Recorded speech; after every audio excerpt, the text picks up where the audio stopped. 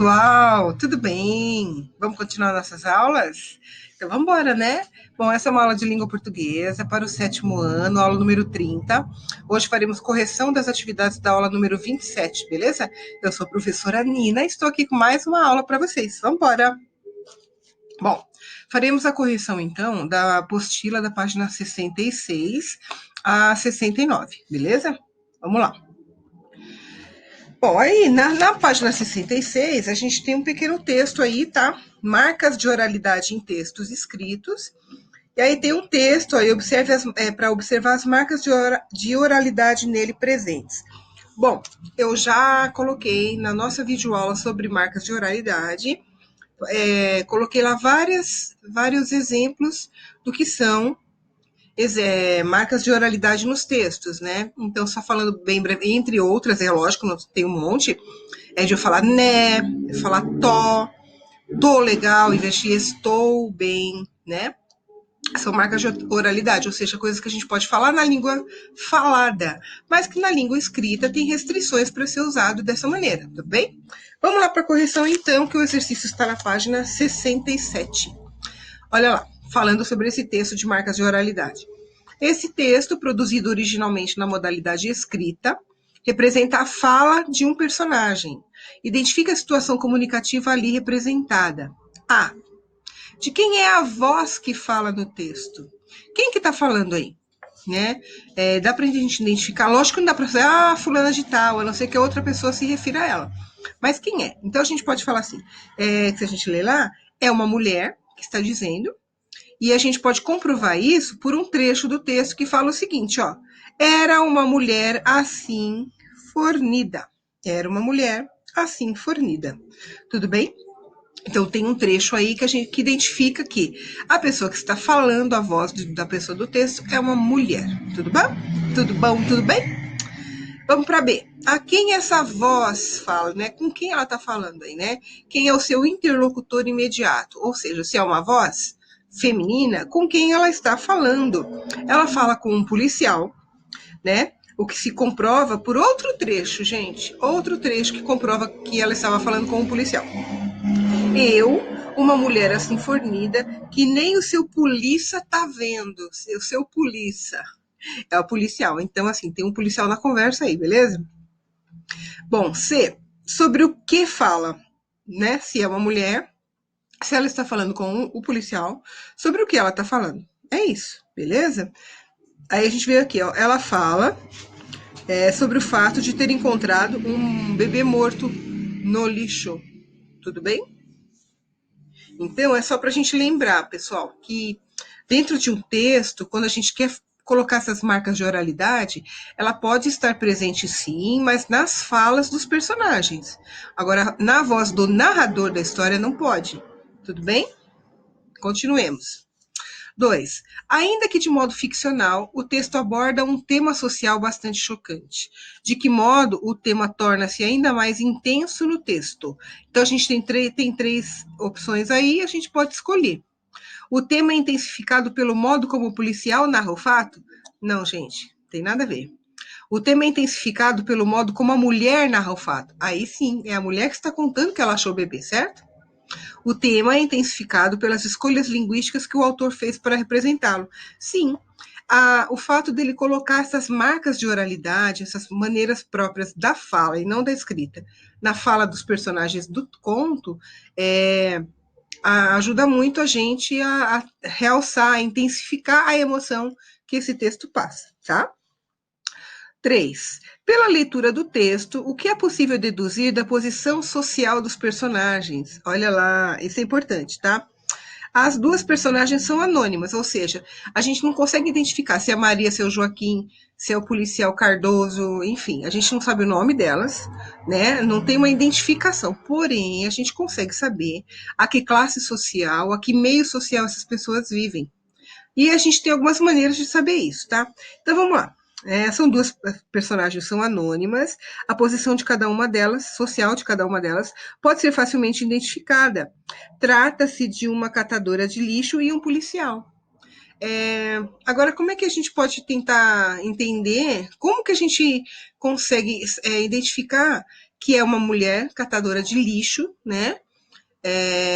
Catadora de recicláveis, né, gente? Esse negócio de catadora de lixo é esquisito. Catadora de recicláveis e um policial. Pela maneira como eles falam, tudo bem? A maneira como se fala marca muito a classe social de onde a pessoa veio, tá? Então é por isso que é importante a gente saber sim expressar as nossas opiniões, os nossos pensamentos na variante culta da língua.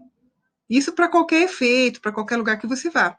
Agora, claro que você pode sim falar do seu jeitinho, do jeito que você fala com seus amigos, nas situações em que você não está pondo aquela linguagem à prova. Você não está no seu trabalho, enfim, tudo bem? Então, aqui, ó. Vamos lá continuar aqui, ó. A catadora parece viver em uma situação de exclusão social. Gente, normalmente catadores recicláveis são pessoas ou têm casa muito precária ou moram na rua, né? A situação social deles é bastante complicada, tá bom? E aí tá assim, de indigência, pois menciona que cada lixo para comer, cata lixo para comer e que seus filhos chegam a passar fome e que não tem abrigo contra o frio. Então, olha a situação dessa mulher, né, gente? Complicado. O policial é mencionado pela catadora, mas a posição de autoridade já revelada pela própria denominação seu polícia. Então tá, então a gente tem duas personagens aí, identificáveis pela maneira como elas se expressam, né? E pela maneira como vivem aqui, tá bom? Deduzir a posição social dos personagens. A gente consegue entender pelo texto que ela é uma catadora de recicláveis e que ela está conversando com um policial. Tudo bem? Continuando ainda na página 67. Como a posição social se revela no uso linguístico feito pela personagem que fala no texto? É possível inferir seu grau de escolarização, gente? Primeiro, né? Ela tá nervosa, ela tá surpresa com essa situação toda de ter encontrado a criança no lixo, né?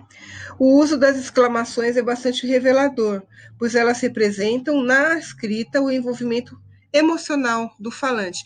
Porque a gente não pode perder a ideia, né? Perder de vista a ideia de que esse texto, embora esteja representando a fala de personagens bastante populares, como essa catadora de lixo e tal, é um texto escrito, né?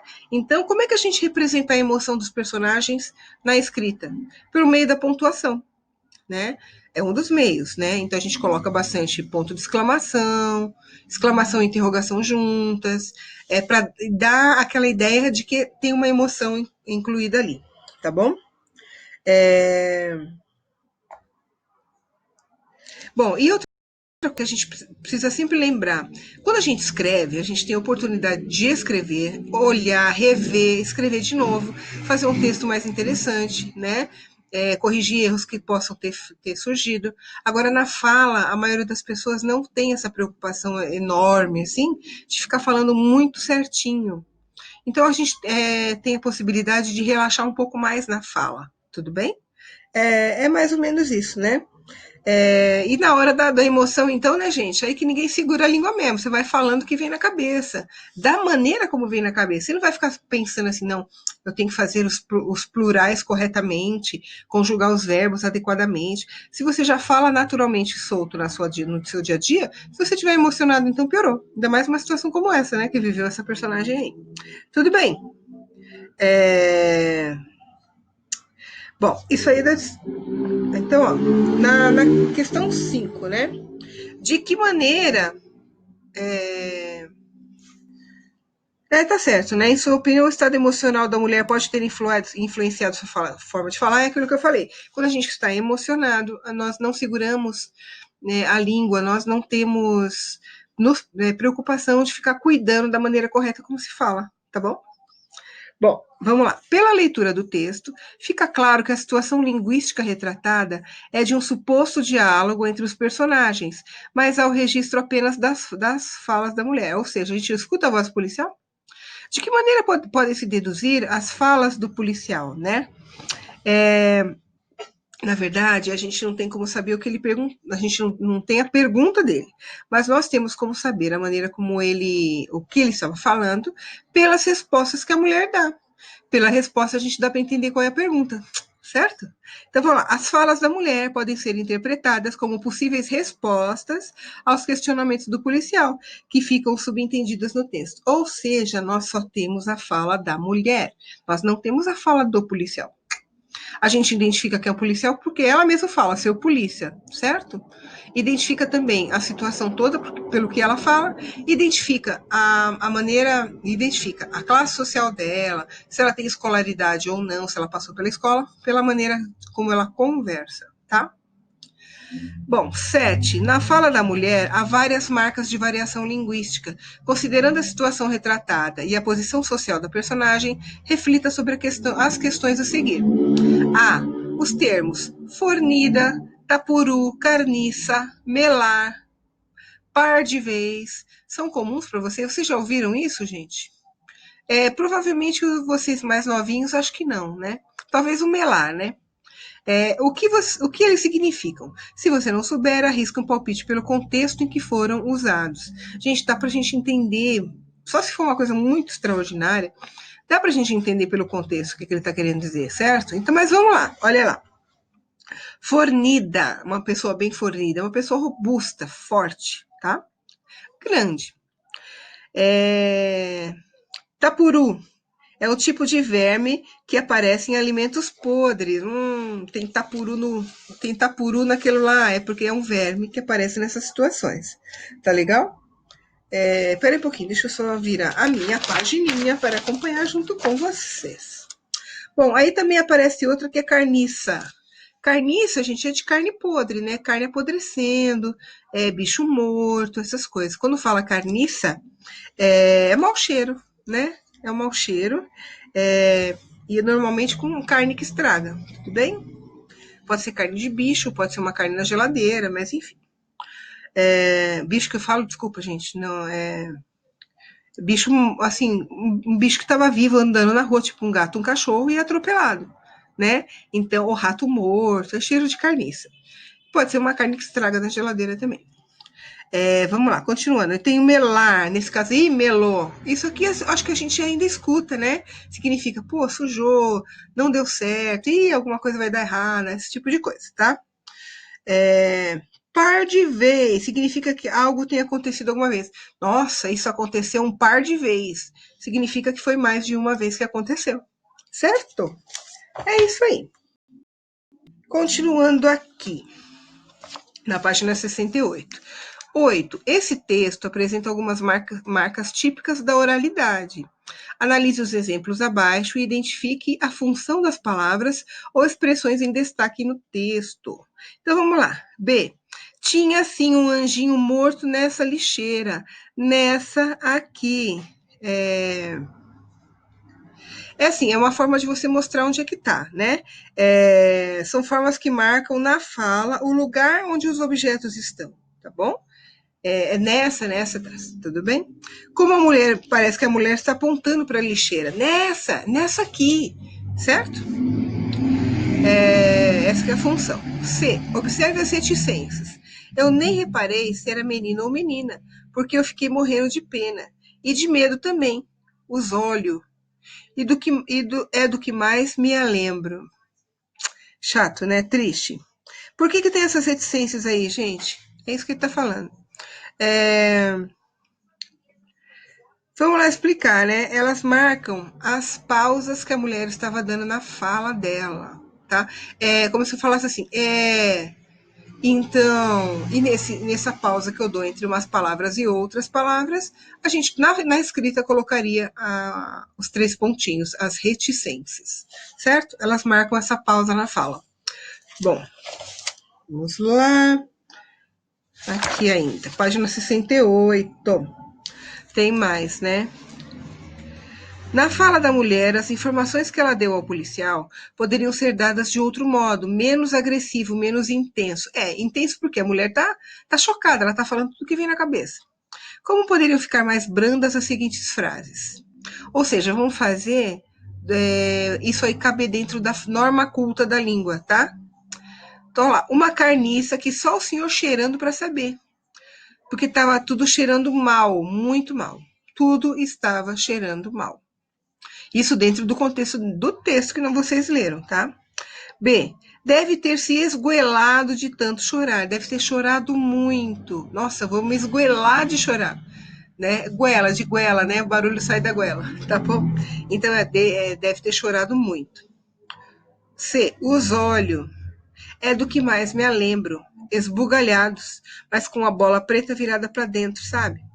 Os olhos abertos é do que eu mais me lembro. A criança estava de olho aberto. E pelo que a moça falou, esbugalhado, quer dizer aberto e bem aberto, assim, quase arregalado, tá? Gente, que triste essa notícia, né? Mas assim acontece. 10. Em sua opinião, o final da história foi surpreendente? Como não há indicação no desfecho, indique algumas hipóteses que podem corresponder ao que tenha acontecido depois, posteriormente. Dá para ser surpreendente, você pode dizer que seja surpreendente, porque o que se espera, gente? Que o policial fosse lá, né, no local, verificar o que está acontecendo. Será que é verdade que essa criança está lá morta, né? Mas aí o que ele faz, em vez disso? Ele dá ordem de prisão à mulher. A mulher foi denunciar e ele deu voz de prisão à mulher, né? Agora, o que pode acontecer, gente? Será que ela foi presa? Ele deu voz de prisão, mas será que ela foi presa? Será que ela fugiu? Será que tinha um bebê mesmo? Será que os policiais o encontraram? Porque, na verdade, o texto todo se passa da mulher contando o fato, mas não aparece o fato mesmo, o bebê no texto, né? Só aparece ela falando sobre a criança morta, tá? É isso, gente. Não tem muita complicação com a resposta, não, tá bom? Na página 69, tem lá 11. Identifique os verbos dos períodos a seguir. Em quais alternativas há mais de uma oração, porque apresenta mais de um verbo ou locução verbal? Vamos lá. Quais dessas, gente? Então, olha, a primeira coisa, para você, se você ficou na dúvida de como faz isso, grifa o verbo. Eu sempre recomendo grifar o verbo, porque fica fácil de identificar o resto, tá bom? Então, vamos lá. Para uns, o medo vem no jornal, na TV ou na internet. Se aqui está pedindo períodos com mais de um verbo, não é o caso, aqui só tem um. B. É medo remoto, notícia do medo dos outros. Bom, só tem um verbo ali que é o portanto também não é essa. C. É tanto medo em áreas conflagradas que às vezes, como anteontem no Rio de Janeiro, o medo transborda. Opa, já tem dois verbos aqui. O do começo e o transborda agora, tá? Então, é essa opção que você tem que marcar. Vamos ver se tem outras. Aquele medo, vizinho íntimo de todo dia das populações faveladas, desceu para todos os asfaltos, concretos, alumínios e vidros fumê. Não, só tem um verbo aqui, portanto essa não. Quem chegasse, agora, quem chegasse à cidade na sexta, visse o céu primaveril, a praia feliz, não poderia enxergar a inundação invisível do medo. Olha só, tem três verbos aqui: chegasse, visse e uma locução, não poderia enxergar, tá bom? Então você vai assinalar essa também. Quais são as opções aqui da 11? A C e a E, beleza? Vamos lá, na 12. 12 é um quadro, né? Com as manchetes aqui, ó lá. Todas as manchetes a seguir são de 22 de abril de 2019. Reescreva-as na coluna apropriada. Olha lá, gente. O que é manchete mesmo? É aquela notícia principal que aparece no jornal. E aqui é para você reescrever na coluna adequada. Manchetes sem verbos e manchetes com verbos, tá? Você só vai colocar cada manchete dessa no seu devido lugarzinho na coluna certa. Então, na coluna das manchetes sem verbo ficam mais de 200 mortos e 40 feridos em explosões em hotéis. Beleza? E igrejas também. Aí depois, o maior de Pernambuco, tá? Depois, festa na favela. E depois, poder rubro-negro. Tudo isso daqui não tem verbo, gente. Então, portanto, fica nessa coluninha, manchetes sem verbo. Aí vamos para a outra, manchete com verbos. Olha lá. Acho que eu vou ler aqui.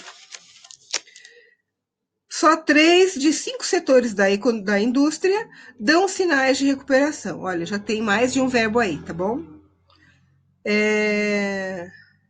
Perigo pede passagem. Perigo pede passagem. Tem o pede. Depois, rodoviária parada há 10 anos, consome 30 mil ou 30 milhões, não sei. Depois, doenças mais resistentes a remédios desafiam médicos. Depois, temporal alaga, derruba árvores e atrasa voos no Distrito Federal. Pode ser esse DF aí. Depois, terror ataca na Páscoa. Nossa, cada manchete cabeluda, hein? Ui! Mas é isso, pessoal. Tudo bem? Se vocês ainda tiverem dúvida, algum problema, entre em contato comigo, a titia linda de vocês, que eu ajudo, beleza? Beijo, tchau, até a próxima aula.